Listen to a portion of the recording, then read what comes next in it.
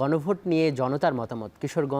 কিশোরগঞ্জে তৃণমূল মানুষের সঙ্গে গণভোট নিয়ে কথা বলেছেন আমাদের সহকর্মী ইমরুল কায়েস। ঐকমত্য কমিশনের বেশ কিছু সংস্কার প্রস্তাব নিয়ে তৈরি হয়েছে রাজনৈতিক দলগুলোর মধ্যে মতপার্থক্য। রাষ্ট্রের গুরুত্বপূর্ণ সেই সংস্কারগুলো কিভাবে প্রণয়ন হবে? রাজনৈতিক ঐকমত, সংসদীয় ব্যবস্থা নাকি গণভোট? তা নিয়ে জানবো সাধারণ মানুষের ভাবনা। জনগণের ম্যান্ডেট নিয়ে গণভোট হলে রাজনৈতিক দলগুলো আর দেশের সংস্কারের বিরোধিতা করতে পারবে না, বা তাদের নিজের যে স্বার্থ, ওই স্বার্থের জন্য কোনো সংস্কারের বিরোধিতা করতে পারবে না। গণভোটের দরকার, গণভোট না হইলে তো হইতো না, বুঝলেন না? একটা সরকার আইতে গেলে জনগণের মতামত লাগবেই। নির্বাচনের আগে আসলে গণভোটের তেমন প্রয়োজন নাই।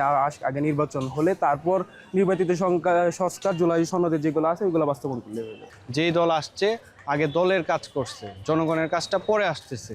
সেই ক্ষেত্রে এখন আমার মনে হয় যে গণভোটের মাধ্যমে সংস্কার হোক, হওয়ার পরে নির্বাচন হোক। জনগণ যে ভোট দিবে সেই ভোটের মাধ্যমে নিশ্চিত হবে পরবর্তী সরকারকে হবে এবং সম্পূর্ণ সংস্কারের কাজ তারাই করবে। আমরা সাধারণ মানুষের ক্ষমতা নাই, সাধারণ মানুষের ক্ষমতা বাড়াইতে হবে। গণভোটের মধ্যেই আইন পাস করবো, আমরা জনগণের ভোট নিয়ে সব কিছু করবো।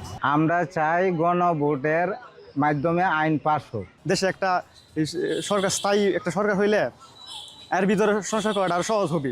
সংস্কার নিয়ে জনগণের মাঝে মিশ্র প্রতিক্রিয়া থাকলেও তারা চান একটি অবাধ, সুষ্ঠু ও নিরপেক্ষ নির্বাচন। মশিউর কায়েস, এখন কিশোরগঞ্জ।